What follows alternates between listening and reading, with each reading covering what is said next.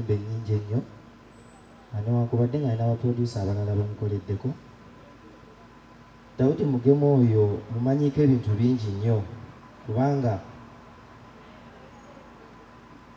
okutuuka okuba ku lunaku luno obuzibu bwonna bwatandika ndi naye baatusiba ffenna. Nze nkulowooza kwange nti obuzibu gye bwasibukira baatusiba Mugema oyo ne bamutotokyalinga nnyo, bamuyisa bubi nnyo. Kati nze nawona lwa nsonga banta nga neripootinga Mugema yagaana okweripootinga gye baatusibira. Kati bwe bamutwala ekiriko eyo gye yafunira purobulemu, bamutokyalinga nnyo mu mugongo gwe bamwokya ebintu. Era omugongo gwa Mugema gubadde gulina enkovu nnyingi nnyo mu mugongo. Ebigere babiteeka mu bibaafu ne bimwokya mu bbanga ttono nnyo. N'atandika okukaaba ebigere, n'agendako emulago omukebera ne bamugamba kansa, ate ne baddamu okebera nga si kansa. Kati n'abeerawo nga tamanyi kituufu kyeki. Olunaku lwakya lumu ngenda okulaba muganda wange sikyamulabako, ne mukubira kasimu ne muganda naye wabulira wa? N'aŋŋamba ndi waka naye wendi ndiwo nzekka. Ne ntwala obuvunaanyizibwa ne ŋŋenda munoonyaako. Bwe natuukayo nina mukwano gwange bamuyita Ddaani, ne tusanga mwami Mugema oyo nga ekigere kivunze kyonna kifaanana bubi, kyonna kitonnya bwe kiti. Ne mubuuza olina omuntu gwe wagambako yenna? Nga talina gwe yagambako yenna kaabe muganda we kaabeera ani? Ne mugamba kino si kituufu. Nanneegayirira nnyo obutagamba muntu yenna, n'aŋŋamba alina treatment ye gy'afuna gy'alowooza. Ngenda okulaba ekintu ekyo nga si kituufu. Nze ne musuubiza sijja kwogera kintu kyonna. Kakati bwe nvaayo ne nkubira Dokita Kwefulukuta. Dokita Kwefu kwe kutandika okunoonyereza ku kintu ekyo, n'asaasaanya amawulire wonna, era kwe kufuna obujjanjabi bwe yafuna. Naye Mugema abadde awonye nga n'engatta ayambala kati, ne ku stage yaddayo. Naye alina obulwadde bwe yafuna bwe mbadde simanyiiko mu like nga 2 weeks back oba mwezi guweze, badde sikyamulaba nnaku zino. Naye nga bwe mukubirako ngamba ndi mulwadde gye ndi ewaka, alina gy'abadde abeera eyo, simanyiiyo naye nga alina gy'abadde abeera. Kakati nasembyeyo okuwulira amawulire ku Sande nga baŋŋamba nti Daudi Mugema amaaso ge gavaamu maziga, eriiso erimu lirwadde, ayambala na gaalubindi naye livaamu n'omusaayi. Asaabitegedde ku Sande. Kati ku Mande ndowooza n'asimbula ne bagenda eggulu, naye nga ayambala gaalubindi n'obulwadde saabutegeerako obwo. Kati badde ndi wange waka, Samesaki yankubidde ng'abimbuuzaako nannyini neekanga. So yeyo embeera. Byebyo ebyange bwannaye, sirina bigambo bingi nnyo. Mpozi waliwo omwami ambuuzizza ekibuuzo wano eky'oluyimba olusembyeyo olwa Daudi Mugema. Ensonga za Daudi Mugema ze mpulira mbu bya ddogo ze sizimanyiiko. Nze ndi producer, nkolera bayimbi, muyimbi wajja ne oluyimba lwe ne concept ye, ze nkola bukozi kuba abansasudde. Siina buvunaanyizibwa ku bigambo ebyo byayimba.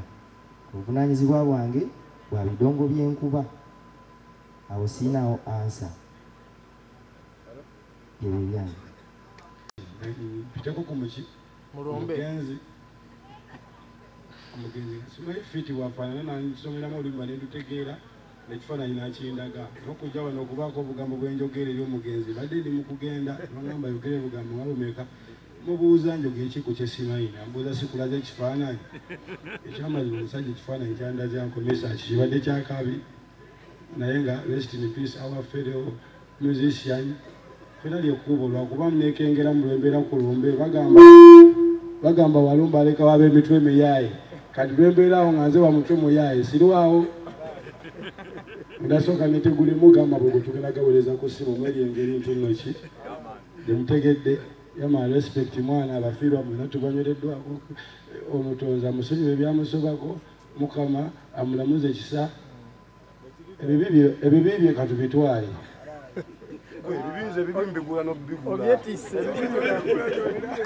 ebyo ebigambo bya Ariel Skill ebigambo bye tebibadde bingi naye akuwulidde mazima nti omuyimbi abadde tamumanyi nga bamulaga kifaananyi naye olw'okuba nti music family asaze bannange amannya ge Ronald Mayinja kitalo nnyo kitalo ddala ekyokuvibwako muganda waffe Daudi Mugema. Okusooka twebaza Katonda olw'obulamu bwamutuwadde okubaako naye. Ekirala ne twebaza Mukama olw'okusobozesa buli asobodde okujja nga tukungubagira muganda waffe Daudi Mugema. Weewaawo nti bode tennatuuka ne at least nga bannabitone tulaze obumu ne tugamba katubeerewo ku lw'okufiibwako muganda waffe Daudi Mugema. Daudi Mugema ono abadde musajja wa byewuunyo. Tabadde muyimbi nti aluddewo nnyo be bamu ku butwandise nti bayimbi bato, naye abadde yekkiririzaamu ate nga amanyi kyayagala. Olunaku lumu Daudi Mugema yajja ewange nanga Muzeeyi Mayinja, njiye ennyimba zange tezitambula bulungi naye siva wano nga tompandikidde luyimba, njagala ompandikireyo oluyimba. Daudi Mugema ne mugamba oyagala ku topiki ki? Nangamba waliyo abantu abanvuma kati mpandikire oluyimba. Daudi okumanya yali yekkiririzaamu n'alemera ku lubalaza ne mugamba kale mpa olupapula ne peni kyenjogera kyowandiika era ntuwandika oluyimba olwo baluyita abakulemesa tebalivaawo kuba nabo ogwo gwe mulimu gwabwe kano koomaze okubategeera balinze kuswala. Daudi Mugema n'aluyimba ne tutandikirawo okubeera n'omukwano ogwa Namaddala ne Daudi Mugema kubanga nga yekkiririzaamu ate nga kyatamanyi abuuza. Ekiseera ekyaddirira Daudi Mugema kwali kulwala kugulu, naye waafiiridde nze nali manyi okugulu kwa Daudi Mugema kwawona, wabula ekitwewunyisiza ku makya ga leero kufuna amawulire nti Daudi Mugema afiiridde eggulu. Olunaku lwa jjo nafunye omukisa nenjogerako ne Daudi Mugema, yankubiddeko nangamba nti waliwo omwami alina birthday party ye nayagala mugenda omuyimbireko, ne mugamba alina budget ki. Kati bwe yangambye budget ne mugamba naye omanyi Mugema, budget eyo sijja gikolera naye mufunire omuyimbi omulala, naye teyandazzeko kabonero konna nti mulwadde. Kyannaku nti leero tugudde n'amawulire nti avuddewo, wabula nga nsaba nga ndi wano situjja kukoowa kujjukiza bekikwatako. Bannange bwe tusaba ekigambo copyright law, copyright tetusabye kinene nnyo. Mugema abadde muyimbi era ennyimba ze zisigaddewo naye bekikwatako. Etteeka lya copyright nga bakwata omubbi w'enkoko ne bagamba sasula nannyini nkoko, n'oluyimba bwe kiri tusaba liyisibwe nga teriyisiddwa ku lwa muntu tulina favor, naye nga liyisiddwa ng'amateeka amalala, ng'era okubba ekiyiye ky'omuntu musango nga bw'obba emmere y'omuntu, nga bw'obba enkoko z'omuntu oba embuzi oba ente. Kyetusaba gavumenti yaffe tukolere, kubanga leero bassebo ne bannyabo industry yakwasibwa omuntu omu Jerusalem Salem. Now twagala kukwasibwa ggwanga, Mugema abadde mulwadde ng'omuntu gwasobola okutuukirira jeno era abadde amuyamba naye singa nga copyright yaffe yali etambula nga buli akozesa ekiyiyi ekyo ayinayo akasente kakusula ne bwe ziba ennusu 2 osanga Mugema ennyimba ze zaalinawo zaali badde zimudduukirira ennyimba za Mugema weeziri ate zijja kubeerawo era bangi abamakompyuta bazikozesa naye ne Mugema yennyini yaziyiya alina kuzigula buguzi teziyamba wadde omwana we era tezijja kuyamba wadde omwana we tezijja kuyamba wadde famire ye nolwekyo kye tusaba bannanga bali mu paalamenti etteeka lyaffe lya copyright liyisibwe twawulirako nti oba twafunye oba baliteesaako naye twagala baliyisize mu paalamenti etteeka lya copyright tuleme kugendanga wa genosale kumusaba etteeka lya copyright no etteeka lya copyright tulisaba paalamenti liyisibwe ng'amateeka amalala twasaba dde etteeka lya copyright waliwo n'agasayiningiddwa nga gakajjajjojjo ekintu abayimbi kye tusaba si kinene nnyo tusaba bwannannyini oba tusaba obukuumi ku biyizibwa byaffe music gwafuuse mulimu ddala gwe tuyingira nga tuli bato ne tugukaddiiramu ng'abalala bwe bayingira obulimi bwe bayingira obusuubuzi kati naffe twagala protection ku wakisi zaffe ezo zetukola Mugema singa abadde ne protection ebadde ejja mujjanjaba copyright eyo ejjanjabe n'abaana be mbadde ne mutabani wa Mugema awo Sali ali mu senior 5 nga yenna atya agamba oba kevudde ku ssomero oba gwe gukomye oba naddeyo nga tukumye mukumye n'olwekyo ako kambadde ku mutima kwa copyright tetujja kuwa kugisaba tubeegayidde bekikwatako mugiyise naye etteeka liyitire mu paalamenti waliwo yatugambako nti etteeka lirina kuba special poliisi tunagijja bano abalala amateeka agayita poliisi ebakuuma etya bwe linayita ng'amateeka amalala protection tujja gifuna musonyiwako kayisawo kabadde kannuma bwe tuva wano olunaku lw'enkya tujja kuba twolekera ekyotera Rakai gye bazaala Mugema asuleko ewaka ew'abakadde be okuziika kujja kuba kwa Lwakuna eyo yenteekateeka ekyaliwo bw'anaaba asobodde okujja mugamba nti bw'anaaba asobodde bode we naba basobodde ogituusa ekiro kyaliwo tugirabako well and good ekiraba tikisobose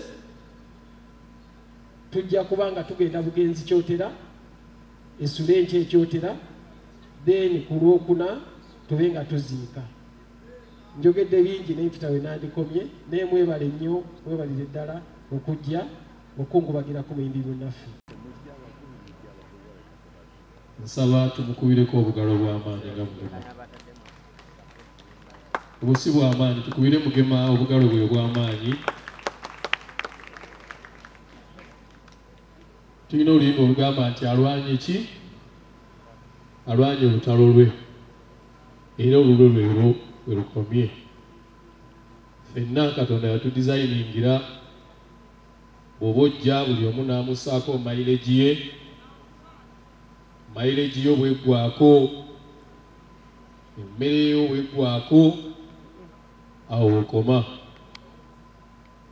bw'oba ng'osigazaayo essowaani ey'emmere be bannaffe b'owulira nti yazirise twadde tulowozezza afudde nadde engulu kale n'alya ne kamera awo naye ate bwazzeewo takoze eki kitegeeza nti essowaani yeemu yabadde esigaddeyo ng'olina okudda okole ki olina okudda ogirye Katonda yasinga okudizayininga byonna era ye yamanya olunaku n'essaawa Mugema lw'anajja ku nsi ne lw'anaagivaako kikanga kuba alina gy'ayise we twalowooleza nti kati agenda Katonda n'agamba nti tannatuuka kugenda nadde engulu mabega awo abadde yakawa testimony kugulu bwe kwali kumutawaanya nenjogerako naye n'agenda nga bwe twayogera n'akomawo nga musanyufu ne maama amuzaala n'ankubira ku ssimu nanga we bali kunsindikira mwana ono namuyita dda n'agaana yeekwasa sirina ssente sirina biki nenkwata ssente nenzimuwa nemuga agende ewa maama wo bwebaba nga abazungu ogenza ettaki yonna wa babuliddwa ekikutawaanya gende ewa maama bw'aba akyali mulamu. Mwana wattu bwe yagenda yadda waliwo enjawulo era abadde musajja munyirivu nnyo ennaku zino era nga musanyufu nnyo era nga bw'omulaba olabira ddala nti Mukama alina obuyinza. Naye byebyo bw'atyo bwakoze eki tukedde ku makya nga wagala nti Mugema afudde. Nze nno soose kukiwa kitiibwa ndowooza bye bya bulijjo kuba bulijjo batubikaabikamuko awo fenna abamu baali batubiseebiseemuko awo tesooka waba wankubira paka wendaba ekisusse nenoonya benkubira producer Jona nankakasa nti Mugema akoze eki agenze kitalo nnyo fenna lyekkubo weteeketeeke bulungi ndolaba munna agenda akuwa ekyakuyiga nti neeteeseteese bulungi n'atambula bulungi olugendo lwange lutambudde bulungi banaakuŋŋaana ne banjogerako ebirungi. Nze nno nga mu mayinja wadde ayogera Mugema mbadde kyemwewuunyako alina obumalirivu obw'enjawulo waba alina kyayagala nga kasajja kampi kati naye nga bwe kaba kalina kye kaagala bwe kaluma tekata n'amaliriza nga ebisinga abadde akola ki nga balemera ku nsonga afuna kyaba ayagala. Naye katumusabire Mukama amuwe ekiwumulo eky'emirembe, Mukama agabirire era alabirire ezzadde lye nammwe bwe tuba tutambula enkya nga tugenda okumuwerekerako tutambule bulungi tumutuuseeyo gy'agenda mu nju ye ey'olubeerera tukomewo nga bwe twesabira ate tugire nga tubeerawo ffe. Mwebale kujja katusabe abava eggulu batuuke bulungi basobole okutusangawo.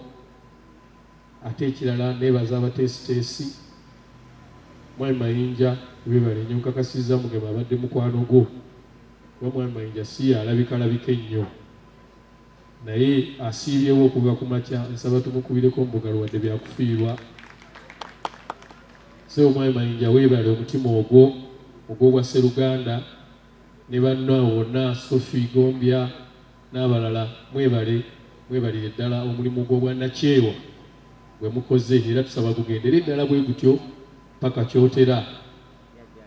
Enkola yaffe tugimanye eya bulijjo bw'oba olina ky'olina okiwaayo ne tusobola okuziika munnaffe bulungi.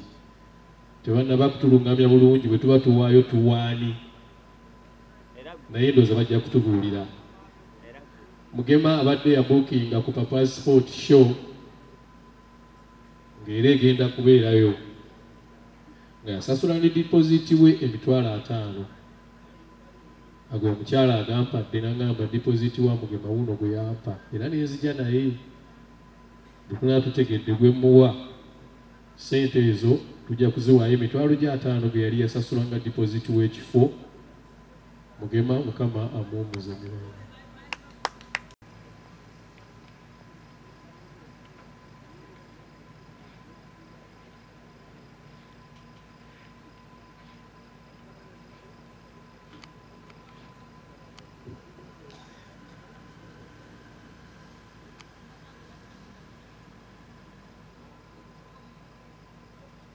Tajja kusobola kwogera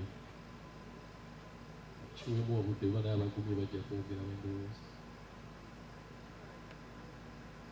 Maama gosoma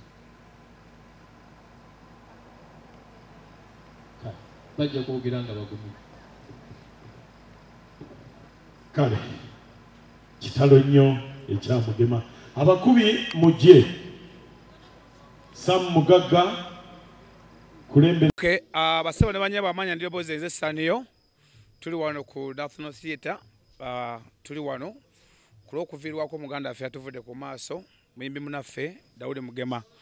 Tuli bana kuwavu nnyo kitalo ddala ntuusa okusaasira famire ye, ab'eŋŋanda ze, baganda be, abaana be n'ebyatasobodde kuggusa Mukama Katonda amusonyiwe. Naye nze nga nze Saniyo kino mbadde njala nkiyiseewo aziringa Saniyo. Leero Daudi Mugema avudde mulamu bw'ensi kuba ffenna lyekkubo gye tugenda ffenna, oba oli w'amaanyi oba toli w'amaanyi. Wabula leero nyina kyendabye simanyi ki kigenda mu maaso mu bannayuganda naddala abatuwagira kaŋŋabamu oba Katemba akyali mu ndongo oba kiki ekiri mu ndongo ekitategeerekeka. Leero ndabye buli muntu yenna nga apositinga Daudi Mugema ku status ez'enjawulo ku Facebook ku TikTok buli wamu nga bamulaga love. But simanyi nti oba Daudi Mugema gyali anaavaawo n'ategeera nti gundi weebale nnyo oba neyeyanza omuntu yamupositinze. Daudi Mugema abaddewo ng'ayiribaziringa y'omuntu nga ne watimba endongo batunoonya abapositinga. Era agenza okufa nga n'ekivvulu ky'abadde alanga ku papazi. Era Sabisa Kisemakula akyogeddeko n'agamba nti agenda kuzza nga 3 mu lumu. Era Sabisa kikyakoze ekirungi ennyo Mukama Katonda akuddizeewo, abalala tebakikola. Agambye agenda kuzzaayo ssente emitwalo 5 Daudi Mugema ziyali alesse. Ne Daudi Mugema abaddewo nga asitwagolinga nga mumanyi embeera yaffe ey'endongo ng'alanga shoye buli wamu. Njagala ompeeyo abantu 10 ku bantu abali wano kuba wano wajjudde abapositinga posita Daudi Mugema nti alina show. Nagipositinga kebera kawo ku Saniyo. Nagiteekayo nze badde Daudi Mugema nga nsiiba naye nga mbeera naye kiro na misana. Ndoza nnaku nga 7 emabegako 8 kuba yali yajjako ko makintu wali waffe ku Fizba olwokuna. Era naye ntudde naye nambula sitogo gyalimu, ebizibu byalimu, amabanja gaalimu, ne wafiidde gyafiiridde. Era abadde yagenda kunoonya kasente kwetereza ng'omuntu. Abadde n'amabanja mangi naye right now nakibidde ku sete z'abantu amawulire nga buli Daudi Mugema abamu bapositinga Daudi Mugema kufuna viewers, which is okay, but ekikyamu ennyo singa twegatta ffenna abatwagala ntuko tupositingirangayo ne mutatulinda kufa kutupositinga. Saniyo kozi yayimba kayimba ki? Saniyo yayimba maama. Rest in peace Saniyo kitadonyo bambi. Netaaga sala zo maama. Temutusuutanga tufudde. Mutwagale nga wetuli kubanga twagala bulamu bulungi. Otwa tubayimbira which is okay. Temutupositinga nga tumaze kufa. Wotegeeza buli wamu wenna buli wolaba Daudi Mugema n'abadde tamwagala banoonya viewers abala. But nze nsaba Katonda nganze olinga agamba abantu bakupositinge kati ku status zaabwe. Uliriza temutulindanga kufa. Kino kikome n'abeetema okuyamba abaana b'abantu ababa bafudde nammwe kikomenga. Olwo kyali waffe tuvaako emabegaawo bamuyita gundi no Baby Deo tufaako ku maaso emabegakaawo ne tugenda mu lumbeerwe Baby Deo naliwo omukuziika era mwandaba. Bangi abeetema okulabirira abaana ba Baby Deo bajja baweerera mpaka we balimala okusoma. Naye abantu abeetema okulabira abaana ba Baby Deo ne guno gujja teri n'omu yali atutewadde 15 wadde ku ssomero. So muleme kwetema bintu mutajja kusobola muzikamera azini mwagala abantu babategeere babalabe mwogerenge ekintu ekyaddala mutwagale nga tukyali balamu temusuuta nga tumaze okufa.